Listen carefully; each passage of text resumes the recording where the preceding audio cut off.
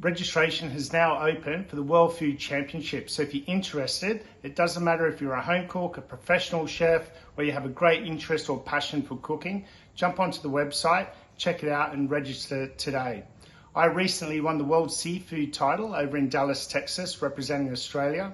So first qualified here, won the golden ticket, which made me eligible to compete over in Dallas. I was fortunate enough to go into the seafood category against 30 other competitors, made top 10, and then took out the championships. I now head back over in May to compete against the other 9 category champions for the overall winner of the World Food Championships.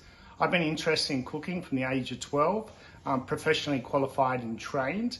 And what spiked my interest was at the back end of COVID, I haven't competed for over 20 odd years, and it was just nice to sort of benchmark myself locally and internationally. What's been great is the experience over there was unbelievable. The camaraderie, the support, the networking, and the opportunities out of the back end has been wonderful. Since I've been back, I've had a couple of television appearances. I'm now working for a few other seafood companies. So if cooking is your thing, jump onto the website. It's open to anybody and everybody, and see how you can compete against the rest of the world.